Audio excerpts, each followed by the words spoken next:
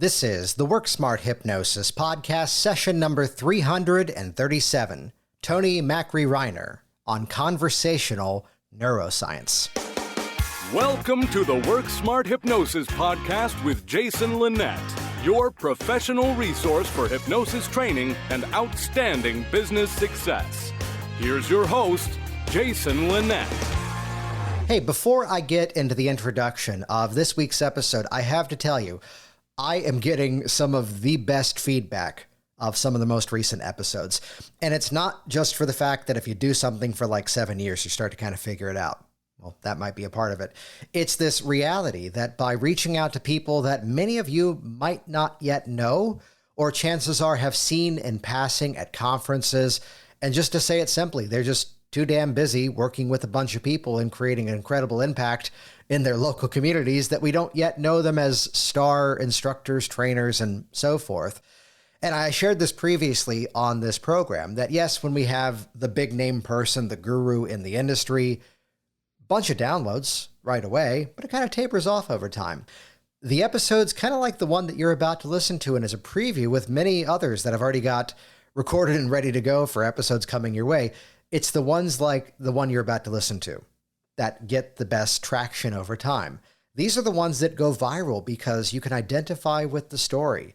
These are the ones that get shared because there's these tiny nuances where we're really just diving into a person's practice and seeing what's working right now. I mean, this is where we've created the brand of the hypnotic worker. You want to make sure if you're ever taking a training, ensure that that person is actually still seeing clients and not just teaching what they did 15, 20 years ago. Any hypnosis training that you take should follow the model of here's what's working right now versus here's the historical record of what we did many years ago. And I just love the conversation you're about to hear with Toni Macri-Reiner, who brings in a whole theme of conversational neuroscience, how it is that we can integrate research into the work that we do, how it is that you can hear her story from a background in pottery, like most of us had, to eventually getting involved with hypnosis and discovering here's a way to help other people, and now doing everything from offering services to people locally and around the world, as well as filling up her trainings and really helping to build the future of this incredible profession. Though again, let's go back to this topic of conversational neuroscience, the opportunity that really what we're doing, as I would simply describe it to my clients, there's a very simple formula inside of all that we're about to do. We're going to identify the patterns that are already there in your life, appropriately interrupt them so they don't work the same way, so that then you can be the one to create these new pathways in your mind. Make sense? And they always say yes, because it's hitting that description in a very non-jargon rich way. And Toni has some amazing ways of expressing the same concepts too, and especially even better, how it is that we can layer in techniques, how it is that we can teach, and how it is that we can achieve so much of the hypnotic change before ever formally saying, close your eyes, let's now do hypnosis. This is a conversation you're probably going to want to listen to at least twice to hear some of the nuances of how to layer in these techniques and run so much of what we do from a covert conversational perspective. You can head to the show notes at worksmarthypnosis.com to see how to connect with Toni, to get links to her websites, plural, because there's one for training, one for the personal services. We'll make that easy for you, as she has a name that people make a lot of wrong guesses on as well. Mine too. So go over to worksmarthypnosis.com/337. That'll redirect over to the show notes of this episode to see how to best get in contact with Toni. I mentioned learning what's working right now. This is where Hypnotic Workers is, on one part, the all-access pass to my hypnosis training library. What's working right now? What are the techniques I actually use with my clients? What it's morphed into over time is a community of practitioners all around the world with the same phenomenon-based style of approach. Because think about this. Your client's issue is kinesthetic. Even if you've got a person in front of you who is visually oriented or more auditorily centered, their issue is kinesthetic because they don't like how they feel and they want to change how they feel. So it kind of makes sense to use a fair amount of hypnotic phenomenon in your process, not just for the sake of the cool hypno stunt, though you are going to learn some really cool hypno stunts. Instead, not even from the perspective of convincing. Let's set that aside, even though it will negate the issue of I felt relaxed. I don't know if I was hypnotized.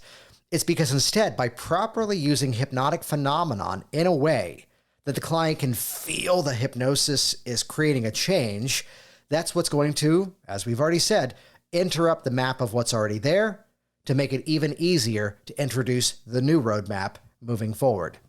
This isn't the game where we say you can get this module for this price or this one because systems for change. Hypnotic Workers is the digital brain dump of everything, including full sessions from start to finish with real clients. They signed a waiver giving us permission to watch, from genuinely walking in the door to walking out the door. If you want to negate the old game of I need a script for this, if you find yourself stuck inside of rigid protocols, or if you're just not yet confident customizing on the fly for the person in front of you, check out hypnoticworkers.com.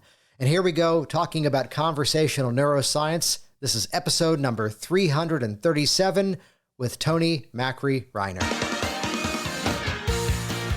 Oh, the introduction for me kind of goes back to when I was a teenager and my dad became a hypnotist. We owned a restaurant, yeah, but he became a hypnotist, which was a little odd for me being a teenager who didn't want anything that seemed weird around me. But he was really interested in past life regression, and he went on to do many things. You know, he was interested in astrology and he became a really excellent numerologist, but he did past life regressions. And so some of my schoolmates in my Catholic school, high school, would kind of sneak away and go and have a past life regression. And to this day, sometimes they'll say, oh my gosh, I'm glad my mother never knew, you know.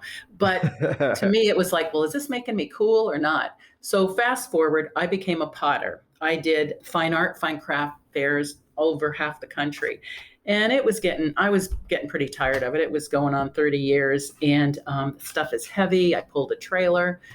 And so I thought, what can I do that incorporates all the things I love? I've always been into self-help and learning more. And I was reading a book, I think Change Your Life in 7 Days, maybe. I don't know, or it was a Bandler book. And I was looking at it and the word hypnosis, I swear there was a red laser that went from my forehead to that word. And it was like, I can do that. I know what that's about. And so from that point on, I spent about 2 years transitioning and became certified. And here I am today, about 10 years later. Nice. So then I'm curious to ask about that artistic background working in it. Is it fair to say pottery? I've never heard it referred to as a potter, so that's new to me. Yeah, potter. I made a certain very niche-y kind of a throne piece on the wheel and then embellished it, and they look like women's heads, and you could put plants or wine bottles in them. And it just kind of caught on, and so that's what I was doing. But what I loved about it is they made people smile. People told me, it's like, I know this sounds weird, but every time I look at this, I just feel better. And I was working for myself. And I could be creative. Well, hypnosis to me is so creative and it's not heavy to carry around. So, that's one of the things I loved about it is that I can be creative with how I work with people. Yeah, that's fascinating. And this is now, many times over the years, we've had someone come on and, there's the conversation that often pops up in any training as to, well, I wish I grew up with this stuff. And in some ways you did. So having that around, even though it was eventually a different kind of work than where you found yourself focusing on, what are some of those takeaways of just having hypnosis around as a kid? It was just became kind of a normal thing that, oh yeah, you're going to be hypnotized. Okay, just relax.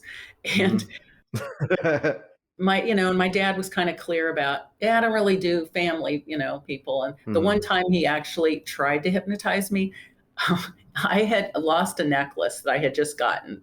And I had just gotten it and I really liked it. It was a very popular kind of thing.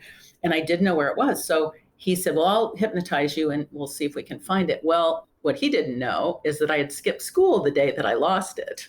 So not really knowing, I doubt if he did a good pre-talk with me, that was afraid I would blurt out that, oh yeah, I skipped school that day. Yeah. So, that didn't quite work. But I think some of the takeaways, especially being around past life regression, for me was that, okay, this is kind of boring. Sometimes it wasn't. And sometimes the everyday thing that I learned that a lot of past life regression is just going back to life or kind of mundane everyday things. And it's not always that you were Cleopatra or something like that. But yet it can be really exciting to find things out, if you're going in that direction. I guess just that my big takeaway is it's just kind of a normal thing, and it wasn't Yeah. weird, and that I could do it because I watched it, I heard it. I think there's a huge takeaway inside of that, there's a moment in a training one time where it was like a 3-weekend event, the way that we had arranged it. And here was who could have been deemed the star student of this event. But then something happened between the second and the third weekend where she's now around her family and they're going, yeah, but people are afraid of that. You shouldn't call it hypnosis. And you could see that energy just completely dropped. Oh, And the response had to be, it's not that your family members are saying that, it's that you're agreeing with them. And, exactly. something happens differently when you're the advocate. I've talked at times around how, even though I'm very clearly in a different industry, growing up with family members that were all entrepreneurs, the idea of launching your own thing wasn't too out of the ordinary. The most obscure reference I can pull out is the actor, comedian, what's his name? Jason Sudeikis, who was on Saturday Mhm. Night Live and the Horrible Bosses movies. And there was an interview with him, and just this stuck with me where, well, what did your parents think about you becoming an actor? Were they cautious about it? And he just pauses and had this perfect response of, oh, you didn't do your homework. My uncle is George Wendt, Norm from Cheers. Like, we Yeah, weren't close, but, because he lived on the different coast than us. But the fact that I grew up in a family where someone had done that, it wasn't out of the ordinary. And I think one of the takeaways is this is something that's not necessarily a strength that I have in my way, you have in your way. It kind of goes to that belief system that we put to it, that we can create that normalcy of just, yeah, this is what I do. This is a part of society. I can help you with that. exactly. It kind of goes to the effect when you it translates to when you see people with certain issues. I'm really depressed or I have this anxiety. Well, how was your family? Were they depressed? Were they really anxious? Oh, yeah, my mom was really anxious all the time. And it's that same thing of growing up in that environment. You grow up and your family are all doctors and lawyers and professional people. It's just really easy to go into that. You pick that up the same way you could pick up anxiety. Which goes to, once again, the genius of a Ron Popeil infomercial at 3 in the morning. There's got to be a better way. There's Is got there, is there, it's like, well, or not, is there a story of working with a client that kind of stands out of, because I know a lot of the work that you do is a bit more of a conversational approach, Mhm. along with some of the formal hypnosis. Is there something that stands out of working with somebody where really a lot of the work had to be changing those belief systems around the issue in addition to the issue itself? Well, any number. I'm blanking on a specific client at the moment, but it's so common that, well, when you're working with food issues, and it's like, well, what was the story? What happened in food? And it's like, um, yeah, my stepmom force fed me. This is a specific story now that I'm saying it. My Hmm. stepmom force fed me in front of family members. She shoved food down my throat. I mean, that's an awful story, but to go through that and then suddenly you're an adult and you can't eat a lot of things because it brings back that emotion. So, the whole family thing, that might have been not the greatest example for what you just asked me, but it's what came to mind with the family stuff that we go through. Just, I think anxiety would be a big thing with seeing your parents really stressed about stuff and taking it out on the family, even though maybe it's not you personally. And Hmm. then you just absorb that this is how you do this. This is how you function in the world, is to be anxious. I think there's something huge inside of that where sometimes, maybe not always, but sometimes the client's issue is not even theirs. It's Exactly. something that they grew up around, and it's something that just became a part of them. And we could find these shortcuts sometimes. If I can find the story as to, oh, the cigarettes never needed to belong to you in the first place, Yeah. There's one of the feet in the door. When this is a rare one, when it was the story as to how an extremely religious family believed that because there was never the intention for human to fly, that's why flying is so dangerous. Like, oh, that's new. Yeah. But to address it from the angle of you can give this fear politely back to the people who gave it to you because it doesn't have to be yours. And a really good way I have found to point that out with people that have kids is when they just volunteer to me that, yeah, I've noticed that now my son is just picking at his nails, or my Mhm. daughter just seems really anxious. And it's like they're in the office for anxiety. And it's like, exactly. And they are getting this from you. Is this what you want? And, I like to throw kids under the bus, with that, because to me, it makes such an impact. Sorry, but it's like, "Oh, you smoke, you have kids? Okay, imagine this and imagine that." And so I think it makes a big impact when, you have somebody close to your heart that it's like now you're putting that behavior on them. Do you really want that? Mhm. For anyone out there who's ever cautious around, putting on videos or doing audio programs, or like I do this podcast, I go on a bunch of others. There is no faster way to hear every idiosyncrasy in your own speech and fix that crap really quickly. And as soon as you hear your kid drop one of these extra little tag phrases Mhm. that you don't need, I'm like, well, we're going to edit that out right away. Yeah, that's right. So, from the career in the pottery and the artistic side, then getting into hypnosis, what was some of that journey then in terms of getting up and running, getting those first couple of clients in? I did, and I don't know if it's a viable thing anymore, but I decided to do a living social ad. Yeah. It's like, whatever the other thing is. Yeah. There's Groupon, there's Living Yeah, Social. Groupon. I think Yelp has a version of it, and there's a bunch of these out there. Well, at the time, I felt like Living Social might be a step up from Groupon, and they let me do it. I had a website. I started out kind of in a closet room at a salon that a friend of mine that's a hypnotist, she goes, "Oh, there's an empty room." And that worked out for about a month. And then I moved on from that. But still, I had a space and could see clients. And I just did this ad, and I think it was one session for $80. I probably made maybe $40 off of that, but I saw a lot of clients and I got really good at Nice. upselling to 3 sessions. I got always was saying I stay really booked, even when I wasn't. I was just kind of prompting myself with that, with the energy. And I know that of course, that was the beginning. I don't know what I know now, but those clients all had some change. I knew more than they did, is how I kept thinking about it. I know more than you do, and I can help you with this. Sometimes an expert just has to be that one person one step ahead of you. That's right. It's like, okay, you don't know how to relax or calm. I can help you do that.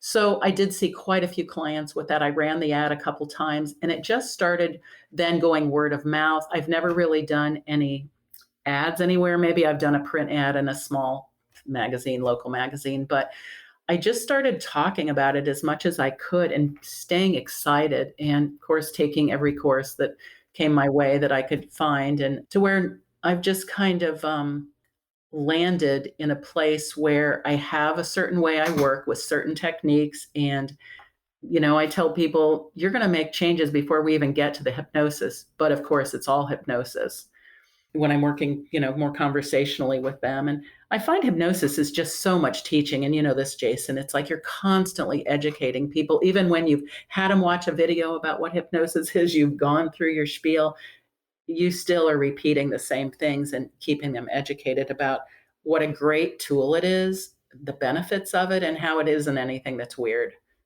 Yeah, yeah. I love what you said about Living Social, which, when this became, I'd say, more mainstream and more popular, I think probably around like the early 2010s, maybe up until like maybe 2013 or 14, Mhm. the fault was that so many people put down the entire category. And I think there were some ways that some were doing it that were just not as good, that some were doing the 3 sessions for 99, which they might Mhm. have been making $12 a session. But Right. but the question though is, what purpose does this serve? It's a different audience that you did not have yet access to.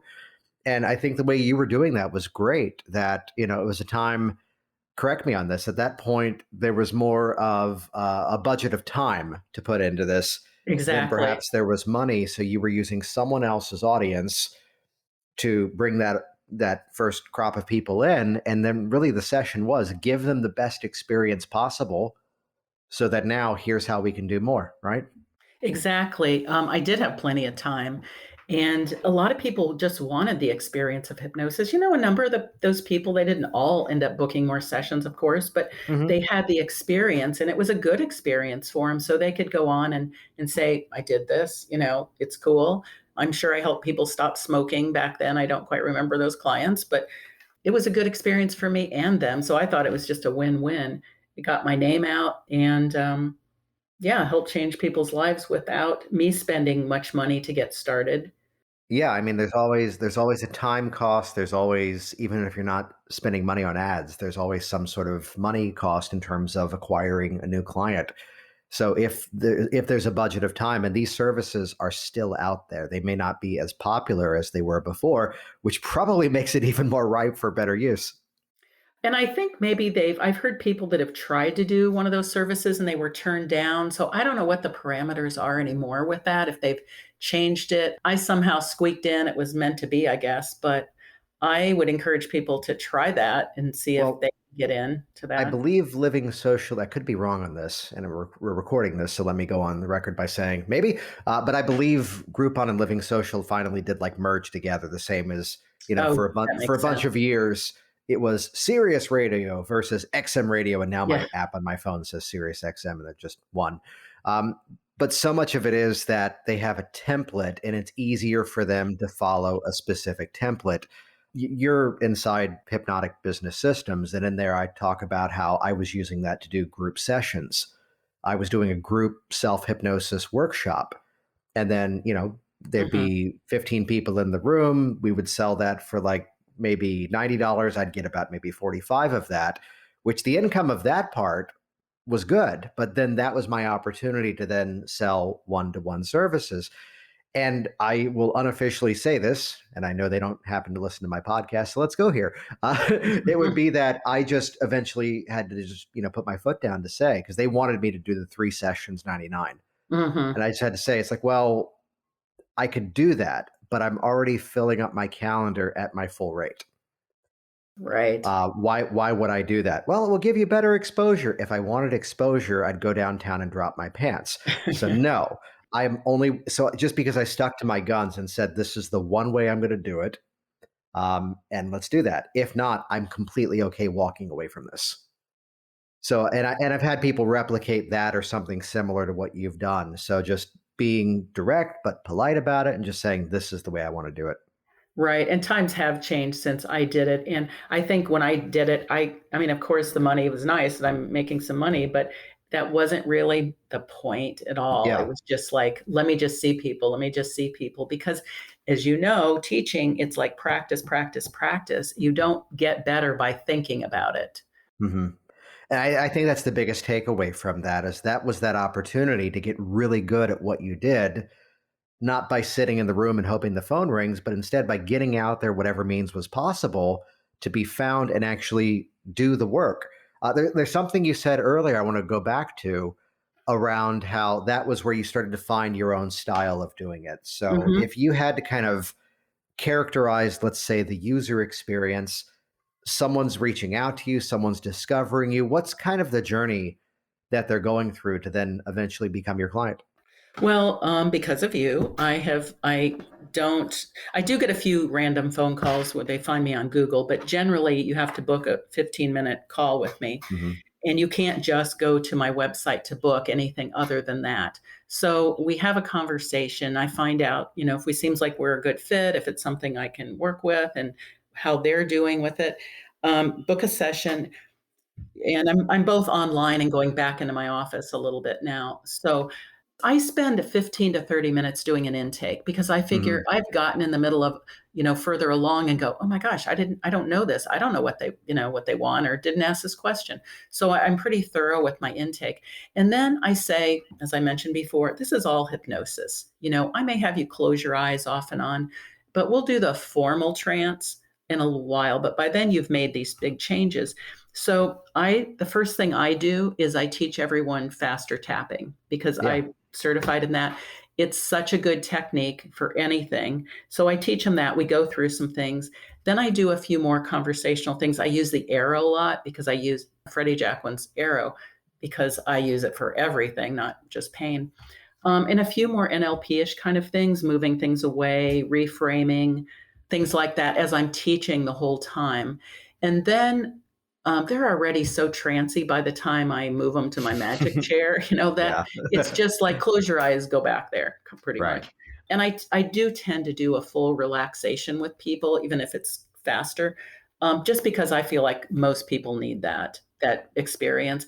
And then we kind of cement in based on what they've told me, future pace, suggestions, post-hypnotic suggestions, and you're good to go. And I used to allow 2 hours for a session, and now I'm pretty much an hour and a half. And for a first session, after that, it's an hour, and sometimes in a half hour, 40 minutes, we're done. Just, I feel like because of the conversational work. And Yeah. then it's like, let's just cement this in to your unconscious. Well, and we're working with the unconscious the whole time, but I love the neuroscience-y things. So I'm always looking for new little ways to tweak the neurons, the neuron pattern. Yeah, well, let's come back to the neuroscience here in a moment. I want to go back to something you said, though, which I hear that pattern that when I first got started, and I was in the same boat, it would be 2 hours for the session, and sometimes it would go over. Nowadays, it's coming in for most clients, with some exception on purpose, to be right at about an hour and a half and really hour 15. What changes in that format would you say brought in that efficiency? I think I became more honed in on the intake, Yeah. and I'm much better at stopping them from telling all the detail of the story that I don't need because, and sometimes last week I had 2 clients who just wanted to keep going back to the old pattern. And I'm kind of like, you're not going to get what you want by focusing on what you don't want. So I think by me keeping them a little more focused on what we want and, hey, I know I'm looping you around. I know I'm repeating, but there's a method to my madness. Just go with me, just follow my instruction. So I think that's been part of it. And I just feel, I guess, more confident. I calibrate easier how the client's doing rather than spending so much time being sucked into the story. And it's like, oh, that's really interesting. They did what, which is kind of easy to do. Yeah. Yeah. But, it's like if you keep focusing on what you don't want and the problem that got you here, you're never going to get out of it. So that's sort of my philosophy with it. Is there a different way that you're framing some of the process to sort of intro the fact that so much of it is conversational and also so much of it is educational as well? I do tell clients from the beginning, from the first call, that I am going to teach them. I do say, and this may not be true, sorry to any other hypnotist, but I do say I work a little differently than a lot of hypnotists in that you're not just coming in and I'm putting you into an immediate trance or I'm helping you get into an immediate trance. I say I'm really going to be teaching you things and I'm going to help you learn some ways so that if some of these things should crop up in the future, because of course life happens, you're going to know how to get out of it faster and easier and move yourself through it. If the thought of a cigarette comes in to you, if you see somebody smoking and the thought, oh, that sounds good, you're going to know how to nip that in the bud. And I think that's enticing to people to be empowered that, we know hypnosis, they're not under our control. And I don't care how many times you tell them, I still think people have the idea that, oh, what if something happens and I'm not in the session? What am I going to do? And so that's where I come in with, and I'm kind of a practical person. I like those things that like, do this, do that, look here, look there, and notice the difference. So I start from the very beginning. Yeah, and I like that way of introducing it, especially the whole, this way, if something arises, you know how to handle this without me. Exactly. It's not about that I'm not in your office. And what am I going to do? It's like, well, you know how to do. And I love this phrase. And I used to say this, and I try to put a lot of humor in my sessions, but it's like, if you do what I tell you to do, you're going to be successful. And then I'll joke and go, God, I love saying that. I mean, what job do you have where you can go, if you do what I tell you to do? But it's true. If you do what I tell you to do, if you use the things I teach you, you're going to be so far ahead. I mean, life is like a spiral. We go through this mucky stuff that happens, and then we go around, and the next time, oh, it comes up again, but it's not as bad, and I get through it faster till finally you're on that spiral, and it's like, oh, yeah, I remember that. Nah, I'm done. Mm-hmm. Well, there's a phrase that I forget if I shared it on here, if it was inside one of the programs. And I love moments like this where, and I tell my athletic clients the moment where it's like, there's something I said one time in an educational resource that a lot of my clients loved. And when I told it to Hypnotist, they hated it. And it was the mentality of the athlete, that the athlete knows their ailments, that they understand that, okay, Mhm. so I've worked with power lifters. When I kink my back that weird way, here's what I do on the yoga ball. Here's how I foam roll it out. Here's how I recover from that faster.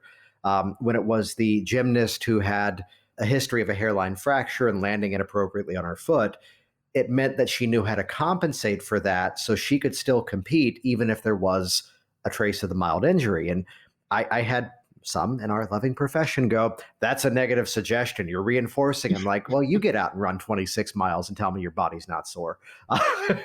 Exactly. Student in a class one time, super marathon runner, and someone's like, how do you run 50 miles without your feet getting sore? And her response was, she's like, of course they get sore. But it's building that mentality that, okay, well, as you said, life happens. And if this thing occurs, here's what I know to do Right. about it. Hypnosis isn't Which is magic. not taking, oh, yes, that's exactly where I was going to go. It's not taking away the magic of it. It's calling out the reality of it. Yeah. It's like, I just don't want them to think that this is going to be magic and that it solves everything. It gives you the tools and the resources to move past it easier. And maybe, I mean, it can feel magical. I mean, we've all seen really magical things kind of happen where people are just feeling so much more resourceful and can function with things. But I don't like setting expectations too high. And I think there's that fine line between, ooh, do I promise? I mean, I don't promise, but where do you fall? You don't want people to have over expectations, but you Yeah. want them to believe it's going to change. Yeah. I mean, the thing around asking expectations of, if this issue is gone, what's going to be different? Just so I know what to say. If it's only 20% there, if it's dramatically down, what's going to be different? Mhm. But setting those expectations so we're not, just building the mindset of helping someone to cope with the problem, but to resolve it, move past it, and prevent it as a result. Yes. Yes. I think that's important. So you brought up neuroscience a little while ago. If we Mhm. had to kind of define it down and ask, what are some of those main teaching points? What are some of the main principles you might share with your clients? What might those be? Well, the neurons that fire together wire together. It's that Yeah. keeping those pathways going. And I use the analogy that if you are setting your GPS to go to California, or you want to go to California, but you're setting your GPS to go to Florida, you're never going to get to California. So it's in your brain. If you keep thinking those old thoughts, that reticular activating system, I explain that one a lot, how focusing on what you want to happen is going to show you more of that. Hmm. We just put a new porch and a porch railing on our house. So I was looking at everybody's railings all over every neighborhood. And oh my gosh, I thought we'd done it. It's there. It's like, okay, what can I focus on now? Because all I'm seeing are railings and I need to get that out of my head. So I do explain that one a lot with people. And I think once they get it, it starts making sense that, yeah, if I keep talking about the old problem, I'm going to keep noticing that. That and a lot of things about such a simple thing that I use and explain is that move away technique, Hmm. where your brain codes those things that are up close as important, overwhelming, or scary. Somebody that's afraid of a spider isn't picturing a tiny little spider across the room, it's in their face. And so just the idea of having the sense of moving it away can make such a huge difference for people. Having that space to solve a problem because now it's over there and your brain's not going to say, oh, it's not important, I'm not going to take care of it. It just gives you space to make a move. Well, can you walk us through like some of the language that you would use to introduce that theme? Some people obviously visualize better and they get a clear picture, but I try to make that not a prerequisite. So get a sense of that idea of the next time you are reaching for that bottle of alcohol, that wine bottle that you're saying you want to drink less of. So when you have a sense of that, it's clear, is it a picture? And I always use is it within arm's length, that idea in your mind's eye?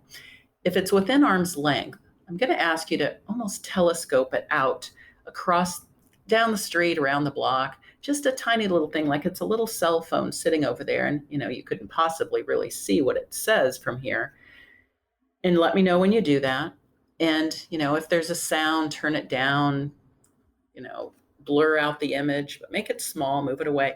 And now that you've done that, I want you to notice if there's anything between you and that bottle of wine out there. Is there, metaphorically, is it a beam of light, a chain, a rubber band? Is there anything that kind of pulls it back?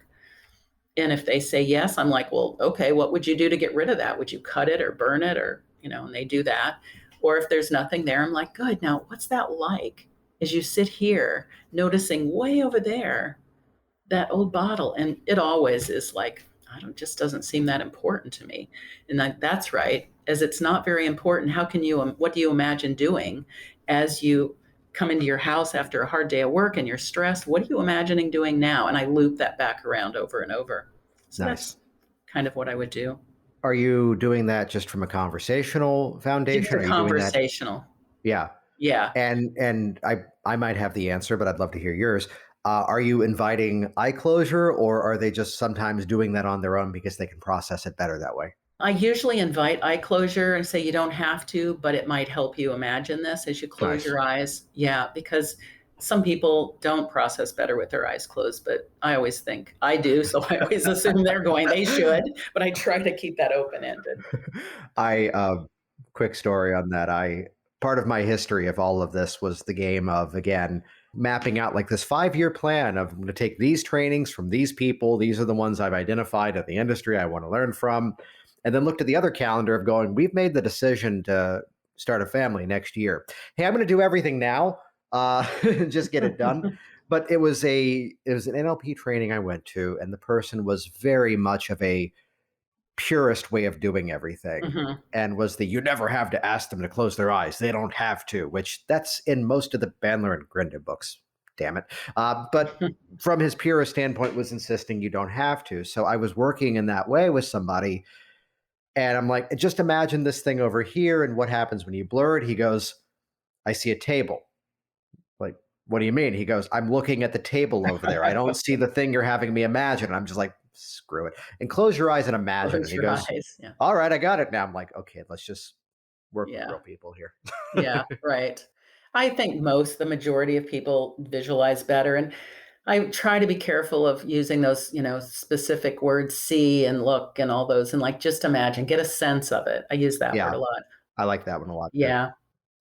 I'm teaching now, and I'm having to really, get students to be sure to open end those things, because it's so easy to get caught in now, see this and picture that. And not everybody's going to do that. And then it's going to make it harder for them to do it, or they're going to be confused.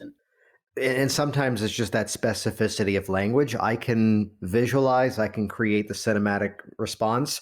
But when you use the phrase, see it in your mind's eye, I suddenly go, what the hell does that mean?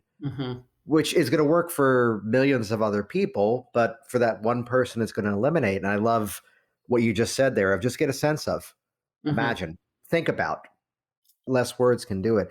You've mentioned the trainings that you offer. Can you tell us more about those?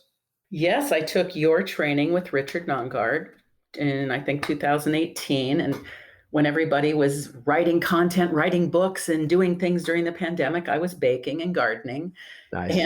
And just couldn't quite focus on it. And so I finally got it together and we just had the third class of my 10-week class, the first one last night. And it's just exciting. It's exciting to see people, and the people in my group are all healers in their own right in different ways. And it's just exciting to be introducing this to other people. And my first hypnosis training was less than stellar.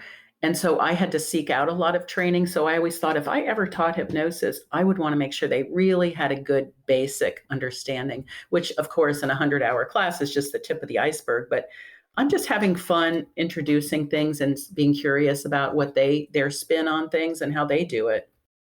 You mentioned they were in other healing sort of professions. Like what kind of people Well, have signed up for this Reiki, one? I think Yeah. there's several Reiki and a massage therapist and TRE person, trauma release exercise person, and actually someone who's a medical intuitive and a healer in her own right that way. So they all come with something. I'm trying to just pretend they don't know anything at all so that I don't assume what they do know.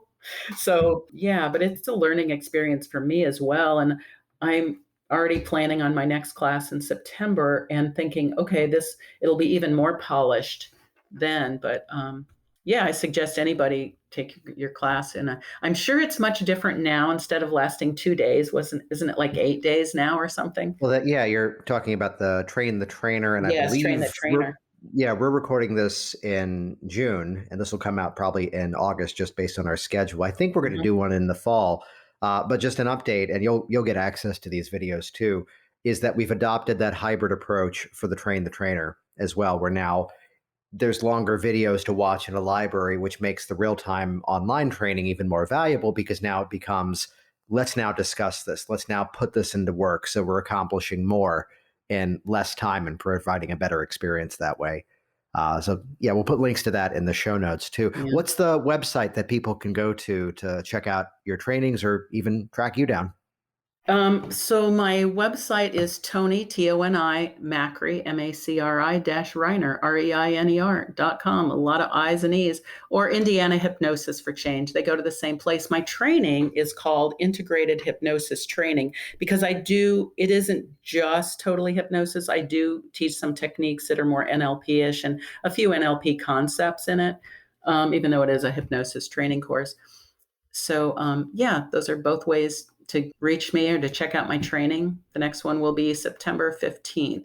And it is a hybrid approach as well, where they're doing pre-class work, watching videos, practicing, and then we meet once a week and answer questions. I go over more things and they practice with each other.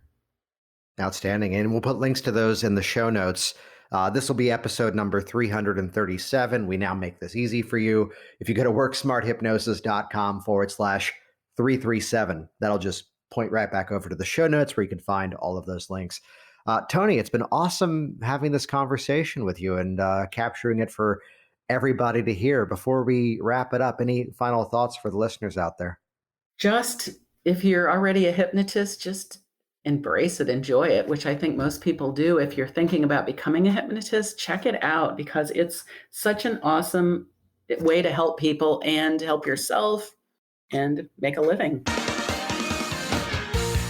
Jason Linett here once again, and as always, thank you so much for interacting with this program, leaving your reviews online, subscribing, sharing it into your social media streams, and getting it tattooed in various parts of your body.